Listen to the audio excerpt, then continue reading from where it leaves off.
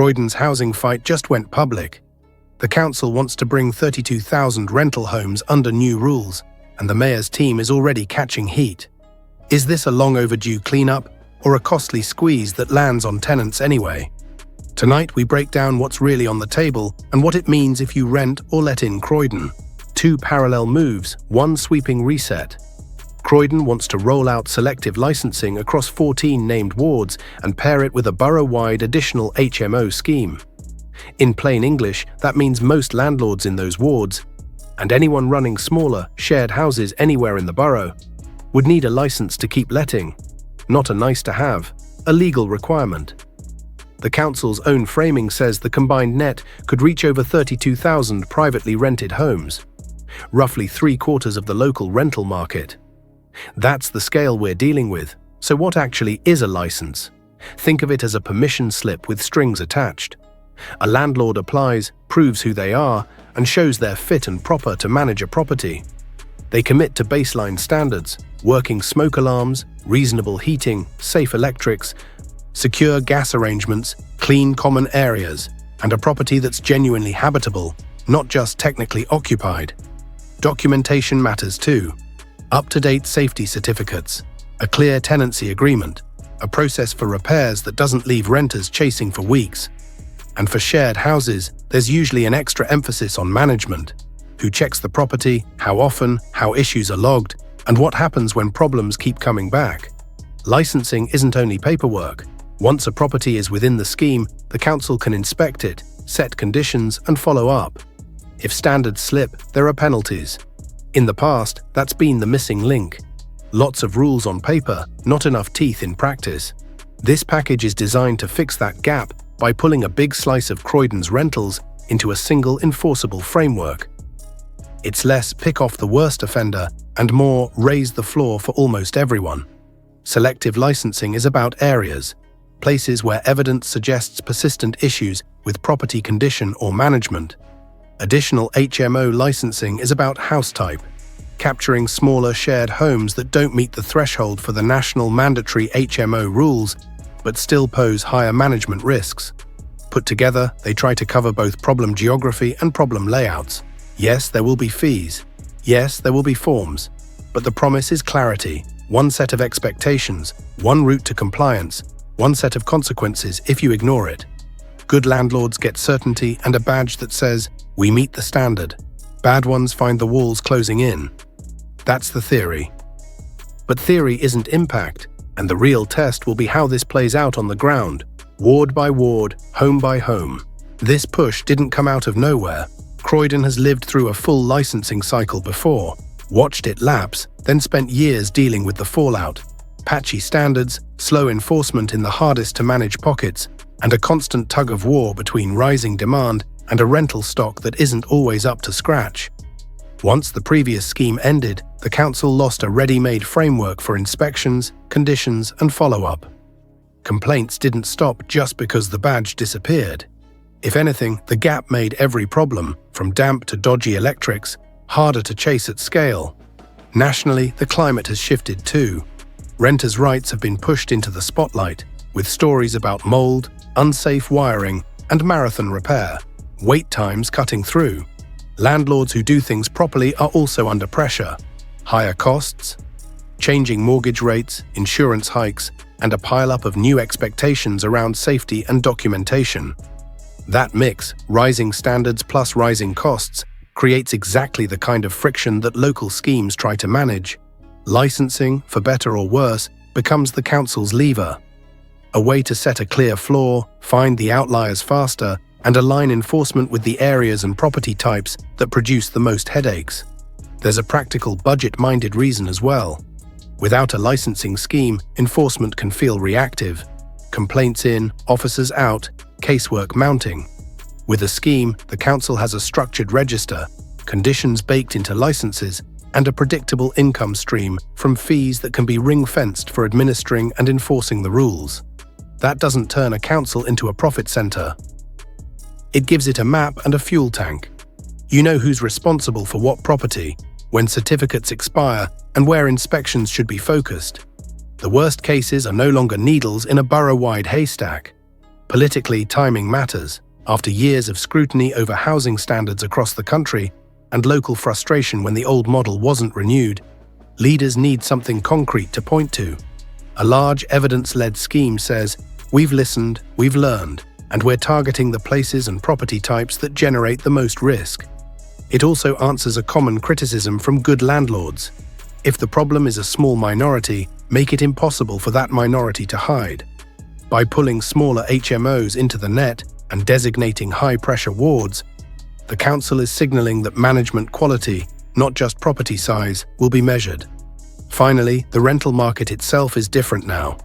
Demand is intense, affordability is tight, and small gaps in standards have bigger human consequences. A missed repair isn't just an inconvenience when families have nowhere else to go. It's a health issue, a schooling issue, a work issue. Why now? Because in a market this stretched, leaving quality control to voluntary effort hasn't delivered the consistency tenants expect, or the level playing field responsible landlords deserve. That's the context. The question is whether this new design learns the right lessons, and whether it fixes more than it breaks. I'd like to take a moment to say, if you want straight-talking housing updates without the noise, tap the like button and subscribe. It really helps this reach the people dealing with this stuff right now. From a renter's point of view, licensing isn't a policy paper.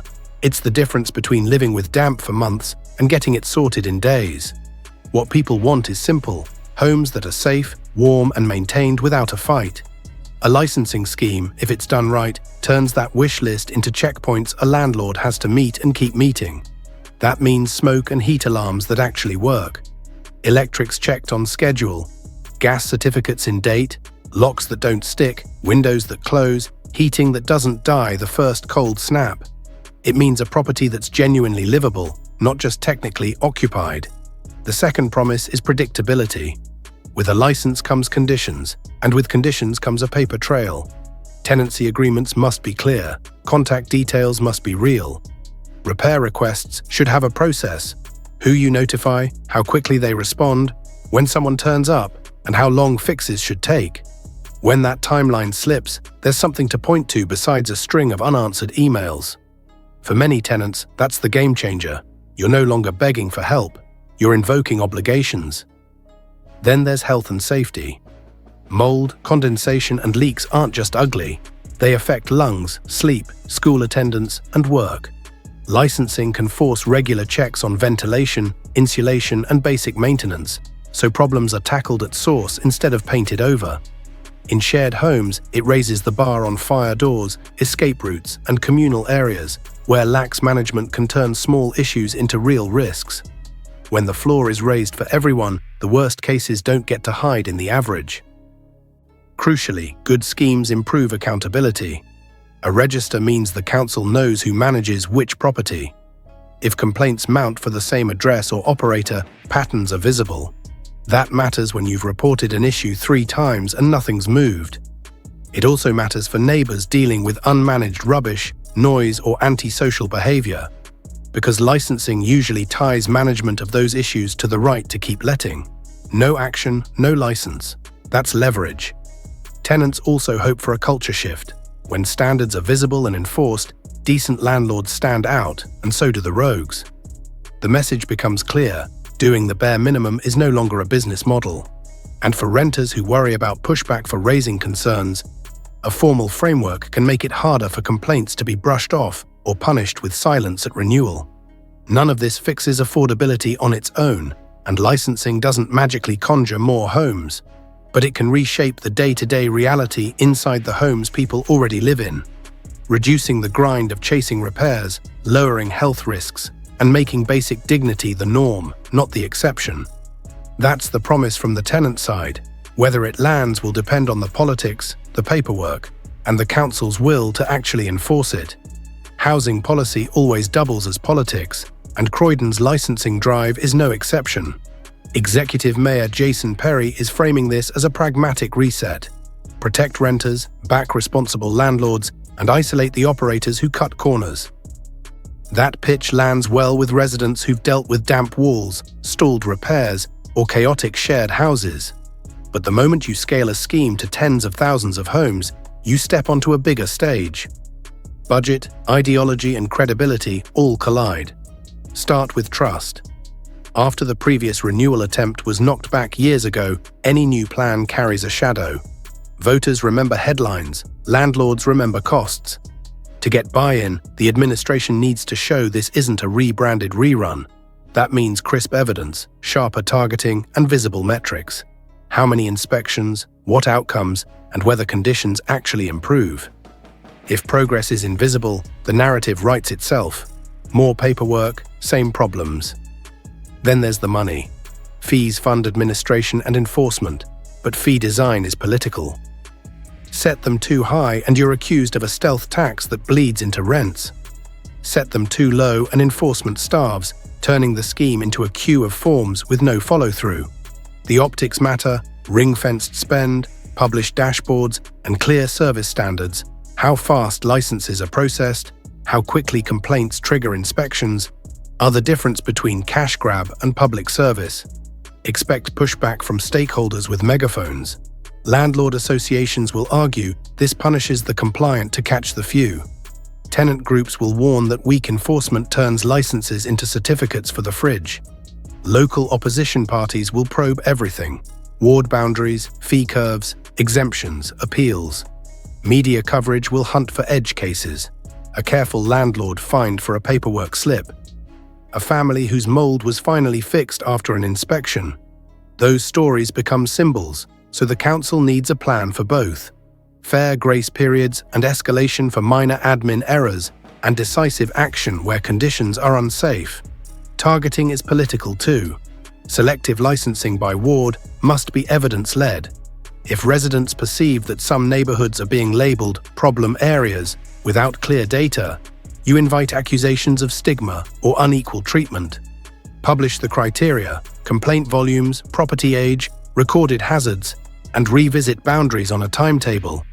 Transparency blunts culture war angles before they ignite. Legally, robustness matters.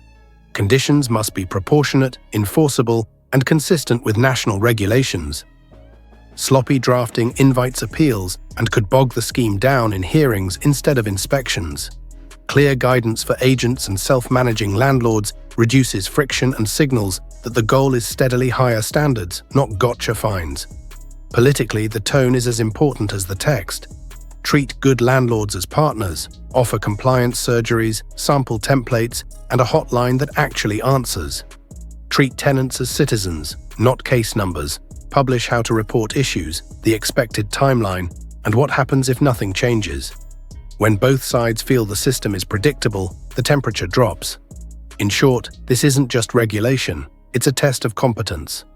Deliver visible results quickly, safer homes, faster repairs, fewer repeat offenders, and the narrative flips from under fire to getting it done. Fail on delivery, and the council owns every bad headline. The proving ground comes next. The consultation window, where details harden into rules, and everyone gets their say. This is the phase where headlines turn into rules. A public consultation isn't a box tick. It's the moment the council has to show it's working. Maps, evidence, draft conditions, fee proposals, and how enforcement will actually function day to day. Expect a formal survey, supporting papers, and often a set of ward-by-ward maps explaining why certain areas are in scope for selective licensing. For the additional HMO scheme, look for a clear definition of which smaller shared homes are captured and what management standards will be required beyond the national baseline. If you're a tenant, this is where your lived experience carries weight. Don't just say a home was bad, be specific. Damp recurring after X months, failed repairs logged on Y dates, photos, emails, GP notes if health was affected. Explain outcomes: missed school, missed work, higher bills from heating a leaky, drafty flat. Evidence turns anecdotes into data points the council can't ignore. If your landlord is good, say that too. It helps shape exemptions, grace periods, and a system that rewards responsible operators instead of lumping everyone together. If you're a landlord or agent, read the small print. What documentation will be mandatory at application? How often will inspections happen?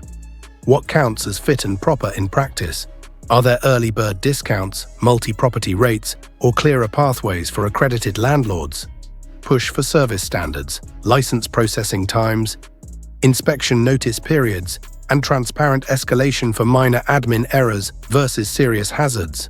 If ward boundaries feel off, challenge the evidence. If conditions duplicate other laws, ask for streamlining. The council needs workable rules as much as you do.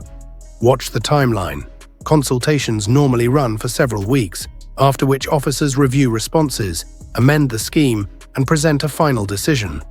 If approved, implementation is rarely a light switch. Expect a phased start, an opening window to apply, communications to all known landlords, and then the compliance cycle. Applications checked, licenses issued with conditions, inspections scheduled, and targeted follow-ups where complaints or hazards cluster.